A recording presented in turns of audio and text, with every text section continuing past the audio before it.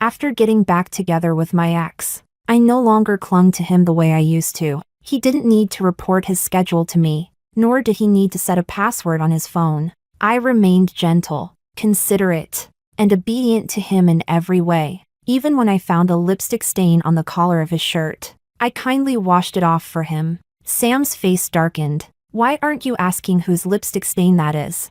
I gently interrupted him. "But, didn't you say that women who get jealous for no reason are annoying?"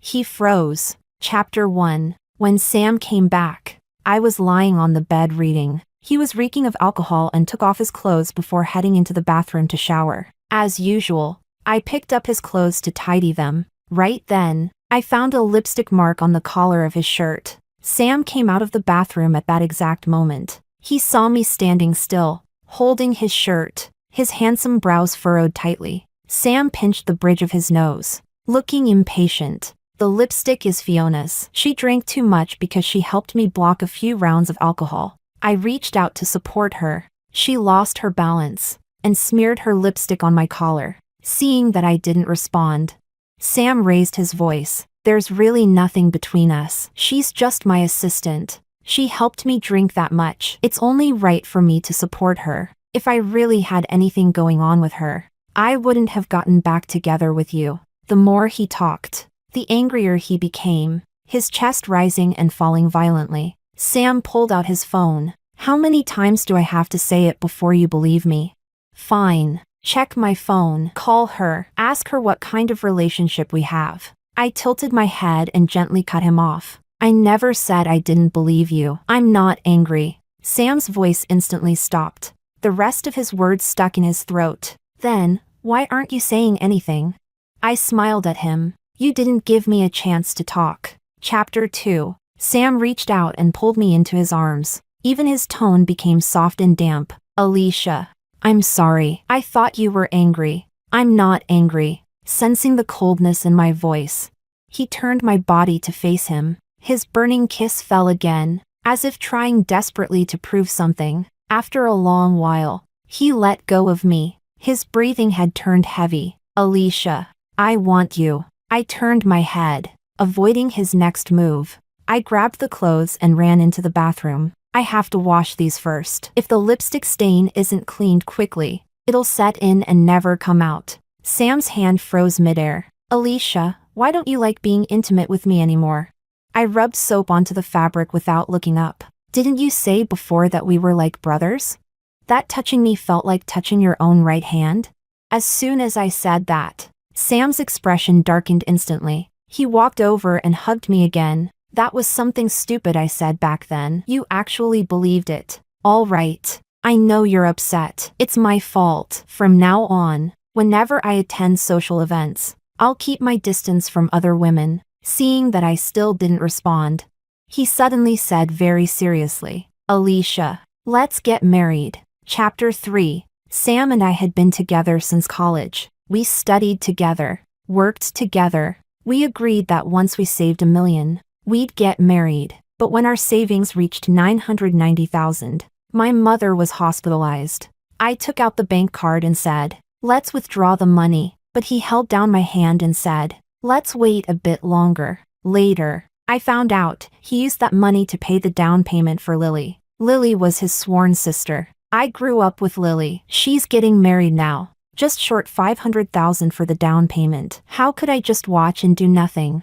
"Alicia, why are you so cold-hearted? It's not like she won't pay it back." But I hadn't said anything. All I did was ask where the money went, and yet he lashed out at me like I was the villain. I just wanted to talk it through with him, lend part of it to Lily, and use the rest for my mom's treatment. A perfectly reasonable plan died on my lips. I couldn't get a single word out. That day, I stood alone in our empty rented apartment, counting the leftover coins in the drawer, and suddenly, I laughed. "So even the sworn sibling you grew up with could be gifted your marriage as a token of friendship." Chapter 4. Fortunately, it turned out my mother had been misdiagnosed. After staying a week in the hospital, she was discharged. Lily got the money, bought her house, and got married, and I broke up with Sam. 3 years after the breakup, Sam parachuted into my life as my direct boss. He pursued me fiercely, standing above me like a superior. He reused every single method he once used as a student to chase me. Eventually, our old flame rekindled.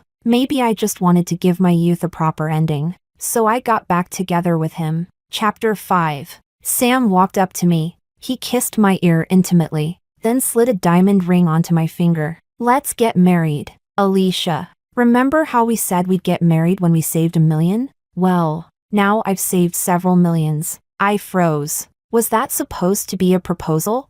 Last time he proposed, he abandoned me because of Lily. Back then, we were only 10,000 short of our 1 million goal. He and his bros had meticulously arranged the whole proposal scene. Crystal chandeliers I liked. Pink balloons I liked. Flamingos I liked. It was all so beautiful. They tricked me into showing up. His buddies and the bystanders egged me on. With each shout of "marry him," my face grew redder and redder. But in the end, I never saw Sam show up. I stood there alone on the stage, turning from the one being blessed into a laughingstock. Later I learned, just as he was about to walk on stage with the ring in hand, he got a call from Lily. She said someone was following her. He hung up, turned around and left. Didn't even have time to explain to me. I laughed at myself silently. Back then, I was heartbroken beyond words. But now, I feel nothing. I glanced at the ring and said softly, "There's no rush. I haven't made up my mind yet."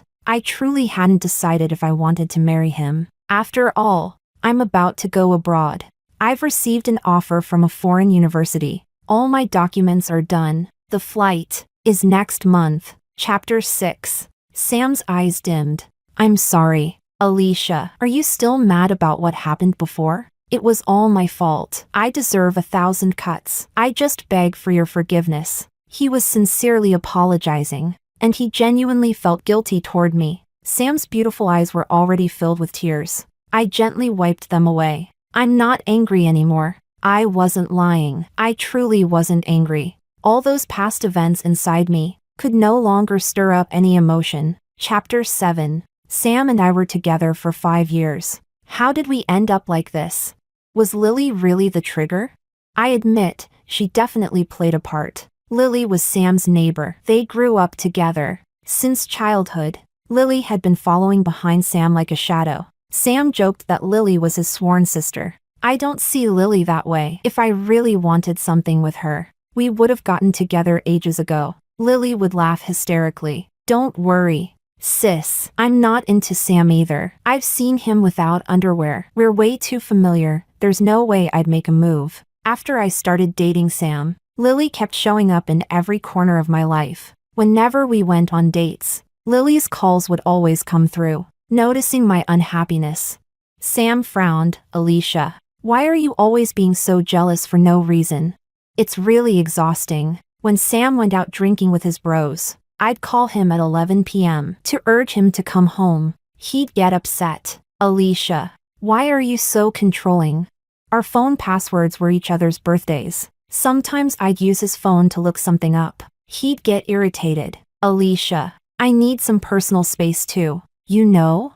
Because of Lily, he abandoned me again and again. His bros even gave me nicknames behind my back. They called Lily the White Moonlight, and me the stand-in. I forced myself to understand his point of view. I forced myself to believe Sam, to believe they were innocent, that he saw her only as a friend. The final blow was when Sam used the money we'd saved for our wedding without telling me. He didn't even discuss it with me in advance. When he got home, I brought up the breakup.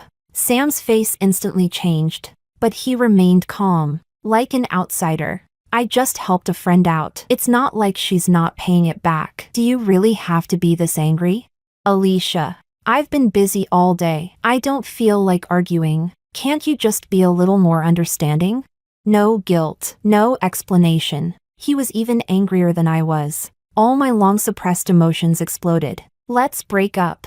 I slammed the door and walked out. And that time, he didn't come after me. Chapter 8. Later on, it was the typical cliché of meeting again and reuniting. 3 years later, he had completely shed his youthful greenness and grown into a polished, suit-wearing rising star in the business world. When he parachuted into our company, All the female colleagues were gossiping about him. Single, never married, clean private life, 8-pack abs, tall and sharp-nosed bridge. I stayed silent. Everything about him had nothing to do with me anymore, until Sam summoned me to his CEO office again and again. At first, it was just to sort out a few contracts, then to grind coffee for him, then to water the money tree in his office. And when he really ran out of excuses, he asked me to repair the central air conditioner in his office. I said helplessly, "Boss, I'm the assistant to the CEO's office. I can help you with many things,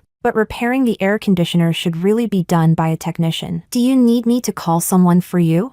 My expression was cold. My tone was calm and slow. Sam finally broke. He stepped closer and closer until his superior aura pushed me against the wall. Then he suddenly lowered his head, like a puppy wagging its tail, begging its owner for a pat. "Alicia, do you really not remember me?"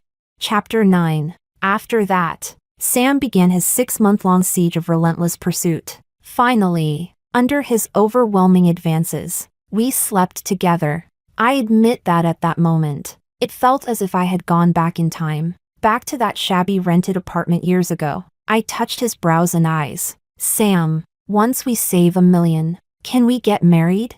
Sam caught my wandering hand. "Okay, whatever you say." But now, with the engagement ring held out in front of me, why is it that my heart feels absolutely nothing? Chapter 10. After getting back together with Sam, he seemed like a completely different person. He started updating me on his whereabouts in real time, even though I couldn't care less. His phone would appear in front of me for no reason, and then Sam would casually say, "Alicia, help me find Victor in my contacts and send him a message." There was absolutely no need for me to send Victor anything, and whatever I sent wasn't important anyway. Sometimes it was literally just an emoji. Of course I understood Sam's intention. He was giving me a legitimate excuse to look through his phone. But every time, I completed the task he assigned with full seriousness, and I never looked at anything else. He also mentioned Lily from time to time, even though I never brought her up. She's married now. Her kid is old enough to run errands. I haven't contacted her in ages. All those people from our old circle, none of us keep in touch anymore. My circle now is just you, Alicia. In bed, he was more energetic than ever, as if desperately trying to prove something. Prove that he was still capable. Prove that his skills had improved. He had investigated me during the 3 years we were apart. At my family's urging, I went on one blind date, then briefly dated the guy for 2 months. We both silently understood that it was just to appease our families, so nothing happened between us. But Sam seemed to care a lot. He would bring up that blind date from time to time. Was he better looking than me? Made more money than me? Was he more capable than me? Did he love you more than I do? And at that moment, I found it ridiculous. Back then, I was the one without security. Now, it's him. Chapter 11. Once again, he had worn me out until 3 in the morning. Sam fell into a deep sleep. The engagement ring he had just proposed with was left on the nightstand. And his own ring. He wore it on his finger. Looks like this time, he really does want to marry me. But I don't want to anymore. As my thoughts drifted aimlessly, Sam suddenly mumbled in his sleep, "Alicia.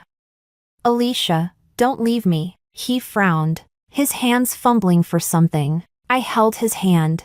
"I'm here." Once he completely quieted down, I thought, if we're going to break up, I should make it official. Chapter 12. The next day, I went to the office. Suddenly, gossip came from the break room. "Do you guys know why our parachuted CEO never got married?" "Why?" I turned my ear slightly to listen. A colleague whispered mysteriously, "Because he has an idealized first love he could never get." Unfortunately, she got married. Everyone sighed. "Wow, the CEO is so devoted?" The colleague continued, "But that white moonlight recently got divorced. I took my son to the hospital last night. Guess who I saw?" A photo was shown to everyone. Lily holding her daughter's hand, and Sam standing at the counter paying the bill. The moment his ideal girl got divorced, the boss rushed to show up for her. You have to admit, he's both loyal and affectionate. Everyone turned to look at me. Sorry, Alicia. We used to think you were secretly involved with the boss. We wrongly accused you. I gave an awkward smile. It's fine. That's right. To avoid affecting work. Sam and I had kept our relationship completely hidden. No one at the company knew. Their attention went back to the photo. Don't you think they look perfect together?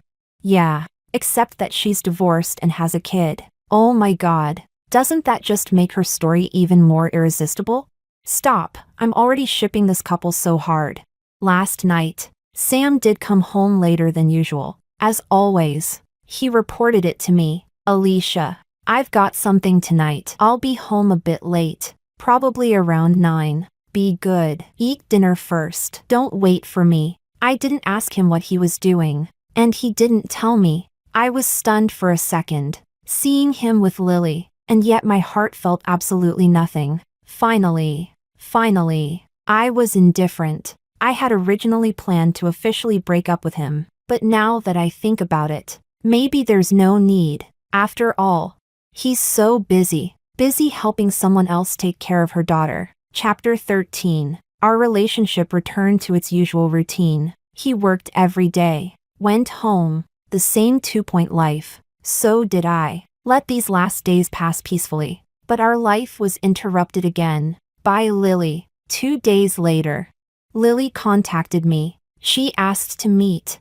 in the cafe. Lily had changed a lot. She had cut her hair short. Her figure had become thin, and the light in her eyes was gone. It seemed her marriage wasn't as happy as Sam had described. Long time no see, Alicia. She reached out her hand to me. I politely responded. Long time no see. Call her auntie. Lily instructed her daughter. The little girl glared at me with sudden hostility. I don't want to. Mom, is this the auntie who stole Sam dad from you? Lily let out an awkward laugh. Sorry. Children speak without understanding. She sent her daughter to play in the inflatable castle next door. Then she continued speaking to me. I heard you and Sam got back together. I'm really happy for you too. I always thought you were a great match. It was such a pity you didn't get married back then. I'm really jealous you guys finally made it. Not like me, who ended up divorced. Then she shifted the topic. By the way, I got divorced. But I don't understand anything about those procedures, property agreements, custody rights. I don't know the first thing about them. Sam helped me handle everything. He's just such a warm-hearted person. One phone call and he came running. Lily looked at me, gauging my reaction. You're not mad, right, Alicia? I mean nothing by it. I just really don't understand those things. And I don't have any friends to help. So I could only rely on Sam. Although her words sounded apologetic. Every sentence was a provocation. She sipped her coffee, her eyes slanted, trying to catch any trace of emotion on my face. Unfortunately, there was none. I merely looked at her calmly. That's good, as long as everything's settled. Sensing my indifference, Lily continued. And 2 days ago, Sophia got sick. She was terrified of injections and wouldn't listen to anyone except Sam. I had no choice but to ask Sam to take Sophia to the hospital. Don't worry. He only took her to get a shot. And I told him he didn't have to go. That we shouldn't spoil children like that. But Sam insisted. I really couldn't stop him. So I asked you out today. You really should tell Sam not to indulge the child like that. I stirred the cup in my hand. All right, I'll tell him. Just as I finished speaking, my phone rang. Lily immediately saw the name. Sam. She stared at me with triumphant amusement. Why aren't you answering? I put down the spoon and immediately picked up the phone. Hi, Sam. I'm at the cafe downstairs from the office. Yes. Lily asked me out today. I'm having coffee with her. It's nothing. She just mentioned that you helped her handle the divorce paperwork and took her daughter to the doctor. Before I finished speaking, he hung up abruptly. I blinked, stunned, then let out a helpless smile. Haha. He's still so impulsive. Lily, don't mind him. Chapter 14. 2 minutes later. Sam showed up at the cafe entrance, drenched in sweat. Sophia, playing on the slide at the door, immediately spotted him. The girl ran to him affectionately and hugged his arm. Sam daddy, why are you here? Did you come to see my mom? Sam's expression stiffened. He quickly pushed the girl away. Call me uncle. I'm not Sam Daddy. Sam lifted his head and saw me inside the cafe. His expression grew even darker, like a child who had done something wrong. He timidly sat down beside me. Alicia. I was just about to explain. Lily's husband cheated on her and was violent, so they got divorced. I covered my mouth. Oh, that's serious? Then yes, she should have divorced. Sam continued explaining. The divorce was urgent. If we didn't finalize the paperwork quickly, her husband would have transferred all the marital assets away. I happened to have a lawyer friend, so I helped with the process. I took a bite of bread. I see. Then it makes sense to hurry. I waved. Waiter. Another Americano. Please. I wasn't really listening to him. I turned around and ordered a coffee for him. Hot. Cold drinks are bad for your stomach. Sam's face darkened further. Panic suddenly surged in his chest. The Alicia in front of him felt like a stranger, because on her face, Sam couldn't see a single trace of emotion. When the topic concerned Lily, Alicia reacted as if she were hearing a stranger's story. Chapter 15. Sensing that Sam was in a bad mood, I asked him, "What's wrong, Sam?" Sam snapped out of it. "It's nothing, Alicia. I promise. I'll never keep anything from you again." Lily paused for 2 seconds, then awkwardly smiled and said, "Yeah, you should have told Alicia. Otherwise, if she gets jealous, it could affect your relationship." I remember back then, Alicia would always get jealous over me and Sam, caused quite a few funny scenes. Yeah, so she still remembers. Many years ago, Sam would often leave me behind for Lily, including that proposal. Back then, when things like that happened, I'd blow up, completely hysterical. I had to make a big scene, life or death, win or lose. At that time, I desperately wanted Sam to prove his love for me. I checked his phone, made him report his schedule, changed all his passwords to my birthday, insisted we use matching profile pictures. But now, I no longer need that kind of proof. In fact, I find it all a bit childish. After all, when it comes to love, it never needed to be proven. I shook my head. Haha, was I really that annoying back then? I don't even remember. Chapter 16. Sam had been restless these past few days. Maybe because Alicia was being too understanding. The Alicia from before couldn't tolerate even a grain of sand in her eye. The moment she heard he met with another girl, she would absolutely get mad.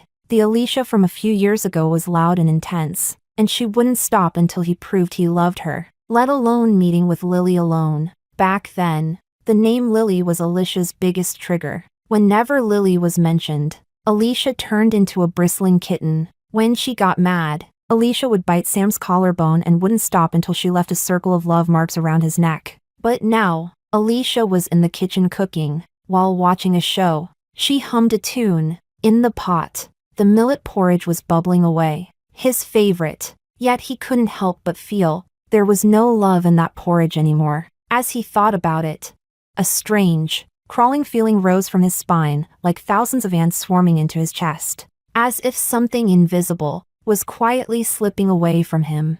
Something he would never get back. Sam panicked. He hugged Alicia from behind and kissed her ear with force. "Alicia, let's get married," he repeated again. Alicia's body was soft. She responded to him warmly. Her kiss hadn't changed much from years ago. Soft, sweet, intoxicating. But that was all. "No, I still don't want to get married."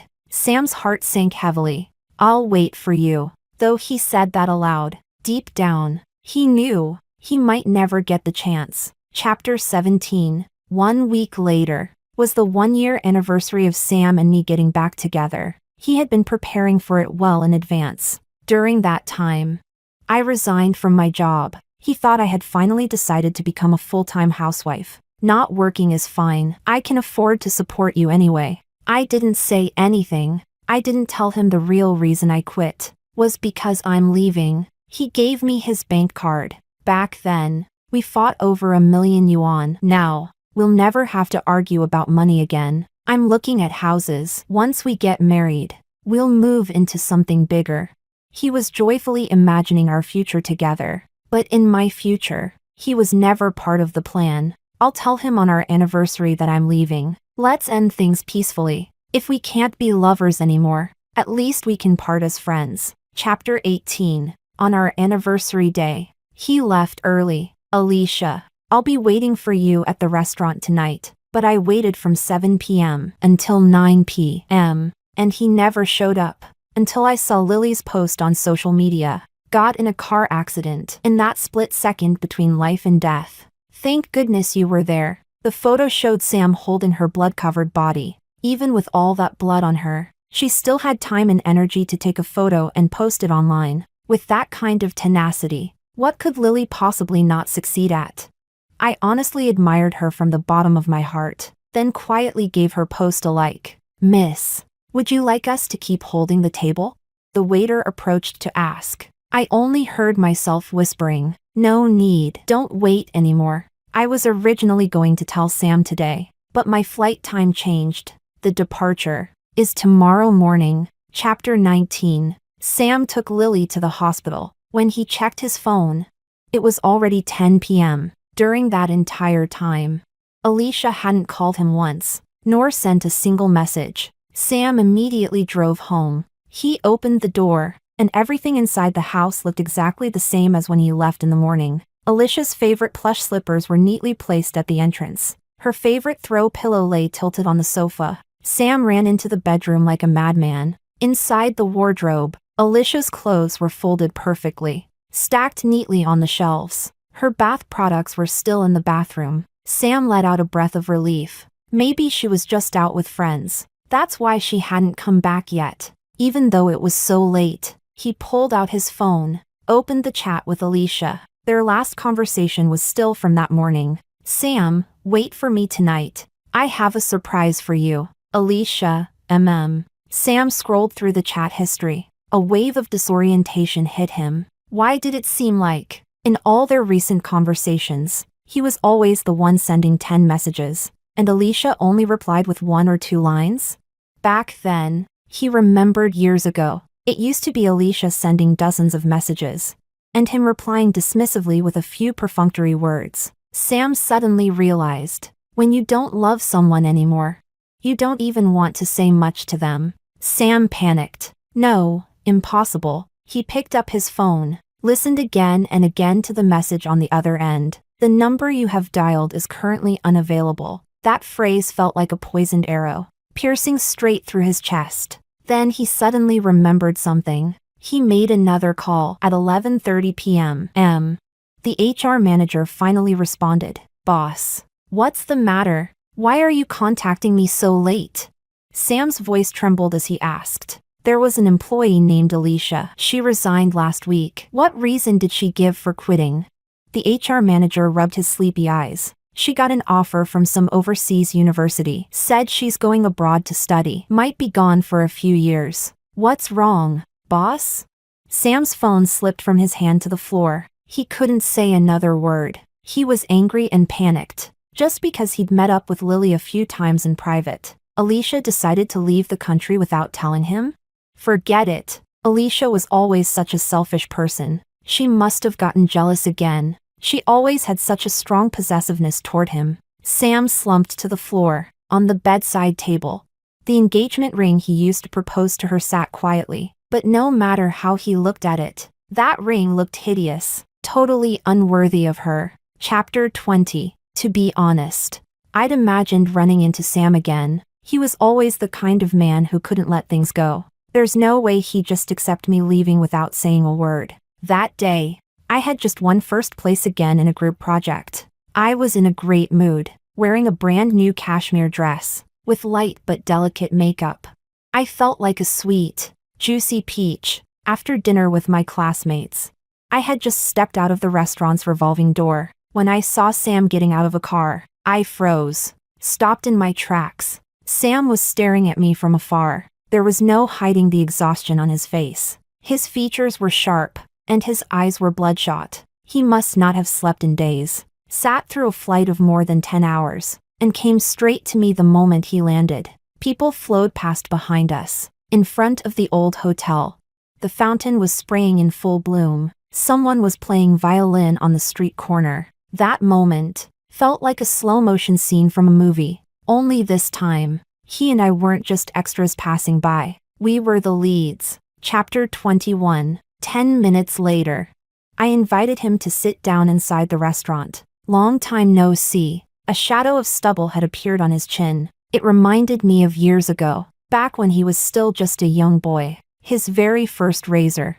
I bought it for him. We didn't have much money back then. I worked a whole summer job just to buy him that razor. He used to care about his appearance. But now, Alicia, I finally found you. I missed you so much. He raised his hand but then pulled it back down, maybe realizing it was too abrupt. Sam looked up. His eyes were bloodshot. You left without saying a word. I asked around everywhere. I looked for you everywhere. His voice cracked with emotion. He was on the verge of tears. His longing was real. His sorrow was real. I signaled the waiter to bring him a glass of water. I had thought about telling you. He fell silent. Chapter 22. There were so many times I wanted to tell him, but he always had something else going on. Taking care of Lily's sick daughter. Taking care of Lily when she was sick. Or dealing with Lily's divorce. He never gave me the chance. He let out a soft sigh. Forget it. Let's not bring up the past anymore. You left without saying goodbye. I won't hold it against you. Let's just let go of everything. All right? I tapped the tabletop with my fingertip. Was there really something between us in the past? The one who can't let go, isn't it you? Sam's brow furrowed tightly. No way. Alicia, you love me. I know you do. You just can't get over my relationship with Lily. I came here this time to tell you, I've drawn a clear line with her. Whatever happens with her from now on has nothing to do with me. He took out his phone, trying hard to prove his sincerity. Look, I've blocked all her contacts. We're completely done. No more communication. Just give me one more chance, please? Seeing that I remained unmoved, he once again pulled out that engagement ring. Alicia, marry me this time. Let's not miss each other again. Chapter 23. Before I could speak, a gentle voice called me from behind. Alicia. Who is he? I instinctively linked arms with the man beside me. Oh, just an old friend from back home. Facing Sam's stunned expression, I introduced calmly, my fiancé, Eric. Chapter 24. After I came to Country M, I rarely thought of Sam. I rented an apartment, checked in at the university. Everything in life went on in order, but in the second month after I arrived, a fire suddenly broke out in my apartment. Flames raged. I was trapped inside the rental unit. Thick smoke quickly invaded my lungs. At that moment, the apartment door was kicked open. A man in sportswear scooped me up into his arms. It was Eric. Eric is a name I gave him. He also has another name, Eden. Eric is mixed race. He has blood from 3 different countries, with thick brows and big eyes, tall and well-built. And coincidentally, he goes to the same school as me. He's 2 years below me. During those days in the hospital, he ran around for me every day, when my language skills were still limited. He helped me deal with school matters, negotiated with my landlord, and in the end, handled the apartment compensation flawlessly. In the 3rd month, Eric confessed to me. My best friend saw a picture of him and instantly started shipping us as a couple. Girl, what are you still thinking about? If you say no to someone this handsome, are you blind? With that face and that body, I'd say yes even if it only lasted 5 seconds. I teased her with a smile. What are you talking about? We're not at that stage yet. Besides, I'm a conservative woman. My best friend smirked mischievously. Maybe you just haven't experienced the charm of Western boys yet. I sighed. I don't think I even have the capacity to love anymore. She snapped at me. Are you insane, Alicia? You'd give up the whole forest for one stupid tree? Just give it a try. How else will you know how sweet the flowers out there smell? All right, I figured, might as well try. I didn't turn him down, and Eric began to pursue me, boldly and openly. His love came fast and fierce. Very soon, everyone at school knew he was after me. He was passionate and romantic, but also respectful. He was careful with my emotions. Sometimes Eric felt like a loyal little puppy, Sometimes he was mature enough to solve all my problems. He knew a lot, helped me a great deal with both academics and life, but he also gave me enough space to handle things on my own. Eventually, I said yes. He proposed last week, as I lay in his arms. I asked, "Don't you think this is too fast?" Eric looked into my eyes seriously. "When it's the right person, even a minute, even a second, feels too long. I'm afraid of losing her." When I heard that, something struck my soul. My whole body trembled. I remembered many years ago, I once asked someone the same thing. I asked him when we were going to get married. He said, "Let's wait a bit longer. Wait until we have more money. Wait until we buy a house. Wait until our jobs are stable. Wait until I take care of some things first." He kept telling me to wait, and I waited for years. Turns out, when you really love someone, you don't want to wait even a second. You want time to stop. So the whole world only has you and me. Eric gently kissed my lips. "Alicia, I love you, so I don't want to wait a single day. I wish the world would end now, at least. On the day the world ends, we'd still be in love." And finally, my tears fell, with blessings from everyone around. I said those words. I do. Chapter 25. Eric was humorous and graceful during those 10 minutes sitting with Sam. He kept claiming his territory every moment. "My fiancé, oh no, now my wife. We've already planned to go to Norway for our honeymoon next month. We're planning to have 2 kids later. Not that I want to, it's mostly because my wife likes the idea of having 2 girls. My wife is amazing at Chinese cuisine, but I rarely let her cook. Those hands of hers don't belong in the kitchen. Cooking? That's a man's job." Eric spoke eloquently and with ease, and the light in Sam's eyes finally dimmed, inch by inch. Chapter 26. Sam was leaving. Eric said he'd walk him out. I teased with a smile. "Aren't you afraid I'll run away?" Eric gave my waist a firm squeeze. "I'm confident you won't run." That day, New York was blanketed in heavy snow. Sam stood alone in the falling snow, his head lowered. Soon, a light layer of snow settled on his eyelashes. "I'm leaving." I nodded. "Safe travels." He reached out, wanting to hug me, but glancing at Eric beside me, he put his hand down. Sam stepped forward and patted Eric's arm. "Treat her well, or I'll come take her back anytime." Eric smiled. "I won't give you that chance." Sam gave a bitter smile. He turned to me and said goodbye. As he passed by, he said, "I'm sorry, I still ended up losing you." I watched his flight take off. The plane cut across the sunset sky and eventually disappeared beyond the horizon. Eric asked me, "Are you sad, Alicia?"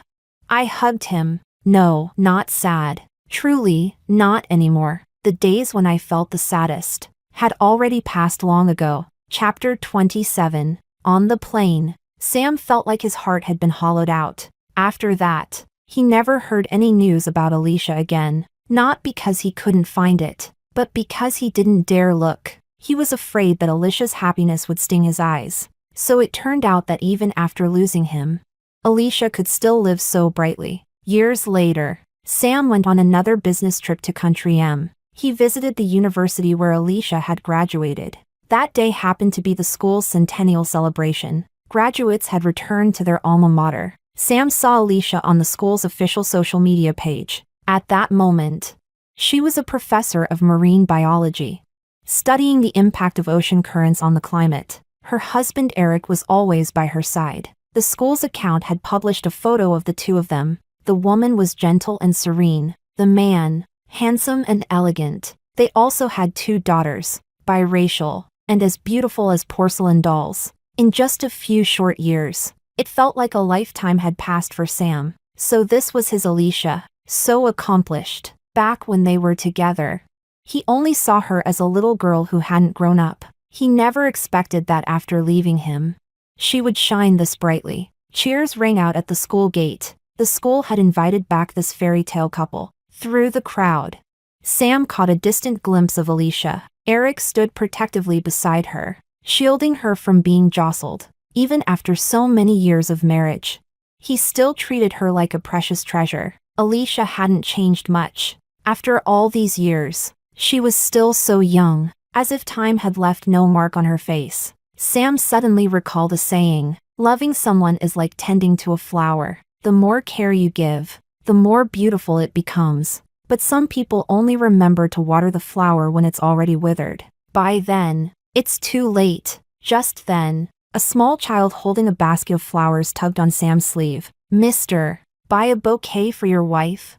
Sam bent down and said, "I don't have a wife." The child blinked, eyes darting. "Then buy it for the person you wish to see." Sam paused, and then bought them all. Chapter 28. After finishing the speech, I returned to the room. Eric had already made me a cup of hot ginger tea. "Hug for my wife. You've worked hard, sweetheart." I held the cup in my hands, then turned and saw the flowers on the table. It was a large bouquet of daisies. I asked Eric, "Who are these from?" Eric shook his head. "No idea, babe. They were already here when I came in." Inside the basket, there was a note. Only 3 words were written. "Congratulations to you. I think I know who sent them." I placed the flowers in the corner. "It's okay, not important." Eric kissed my forehead. "Not pretty at all. My wife hasn't liked daisies in a long time. Tomorrow, I'll go buy you a huge bouquet of lilies, okay?" I kissed him back, then glanced at the daisies by my feet, picked without care, and left without being tended to. The little daisies had already withered. Their petals and leaves fell with a single touch. Looking closer, some parts were even crawling with tiny bugs. I hugged Eric tightly, leaning into his ear. I whispered, "Okay,